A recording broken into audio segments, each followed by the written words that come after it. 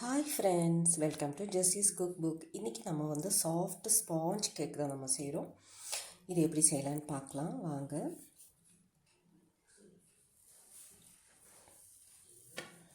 பாருங்கள் எவ்வளோ சாஃப்டாக இருக்குது.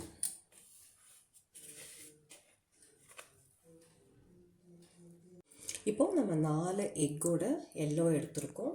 ஒயிட் வந்து தனியாக இங்கே எடுத்து வச்சுருக்கோம், தனியாக இருக்குது. இந்த ஒயிட்டில் வந்து இந்த எல்லோவில் வந்து நம்ம வந்து முதல்ல கொஞ்சம் கலக்கிக்கலாம். இதில் ஒரு 1/4 கப்பு சுகர் போட்டுக்கலாம்.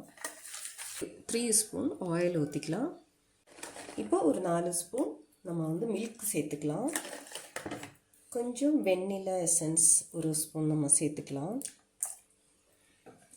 எல்லாமே மிக்ஸ் பண்ணிக்கலாம். 1/2 கப்பு மைதா நம்ம போட்டு நல்லா மிக்ஸ் பண்ணிக்கலாம். கொஞ்சம் கொஞ்சமாக போட்டு இப்போது 4 எக்கோட ஒயிட் எடுத்துருக்கோம். இது வந்து நல்லா பீட் பண்ணிக்கலாம். கரெக்டாக 10 நிமிஷம் பீட் பண்ணிக்கலாம். 5 மினிட்டு நல்லா பீட் பண்ணிவிடும். இனி வந்து ஒரு 1/4 கப்பு சுகர் இதில் போட்டுட்டு நம்ம திருப்பி பீட் பண்ணலாம். இப்போது நம்ம வந்து ஒரு 1/2 டீஸ்பூன் பேக்கிங் பவுடர் போட்டுக்கலாம். இப்போ நம்ம வந்து இது மெல்லமாக கலக்கிட்டு நம்ம ஆல்ரெடி அடித்து வச்சுருக்கிற எக் ஒயிட் நம்ம இதில் போட்டு நல்லா மிக்ஸ் பண்ணிக்கலாம். 10 நிமிஷம் அடிச்சிருக்கோம், அது வந்து மிக்ஸ் பண்ணிக்கலாம்.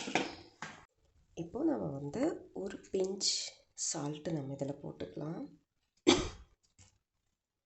ஒரு பிஞ்சு சால்ட்டு போட்டு மெல்லமாக கலக்கிக்கலாம். இப்போ வந்து நான் டின் ரெடி பண்ணி வச்சுருக்கேன். இதில் வந்து நான் பேப்பர் போட்டு ஆயில் அப்ளை பண்ணி நான் வந்து பட்டர் பேப்பர் போட்டு ஆயில் அப்ளை பண்ணி கொஞ்சம் மைதா டஸ்ட் பண்ணி வச்சுருக்கேன். இப்போ இது நல்லா மிக்ஸ் பண்ணிவிடும். இது நம்ம கேக் டின்னில் ஊற்றிடலாம்.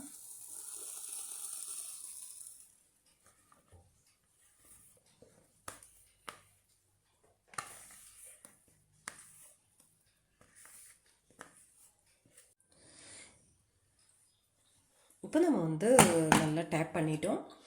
இப்போ குக்கரில் வைக்கிறதா இருந்தால் நீங்கள் வந்து குக்கரில் வச்சுக்கலாம். இல்லை வெறும் ஒரு பாத்திரத்தில் நம்ம நல்லா சூடு பண்ணி சூடானதும் அந்த பாத்திரத்தில் அடி நல்லா கட்டியான ஒரு பாத்திரத்தில் வச்சுக்கலாம். வச்சுட்டு ஒரு 10 நிமிஷம் நல்லா சூடானதுக்கப்புறம் நம்ம அந்த டின்னை இறக்கி வச்சுட்டு அதுக்கப்புறம் நம்ம மூடி வச்சுக்கலாம். குக்கர்லனா அந்த குக்கரோட டயரும் வெயிட்டும் இல்லாமல் நம்ம வைக்கணும். குக்கர் கடியில் நீங்கள் பழைய தோசைக்கல் இருந்தால் அது கூட வச்சுக்கலாம். நல்லா சூடு ரொம்ப சூடாகி கருகாமல் இருக்கிறதுக்காக அப்படி செய்யலாம். இப்போ நம்மளுடைய கேக் ரெடி ஆயிடுச்சு. நம்ம வந்து 30 நிமிஷத்தில் நல்லா ரெடி ஆயிடுச்சு. நம்ம வந்து எடுத்துடலாம். சூடோடு நம்ம வந்து வெளியே எடுத்து வச்சிடணும். இப்போ நான் ஒரு டிசைன் கொடுக்கறதுக்காக அதை எடுத்து வச்சுட்டு அது மேலே அந்த கிரில் வச்சு ப்ரெஸ் பண்ணியிருக்கேன்.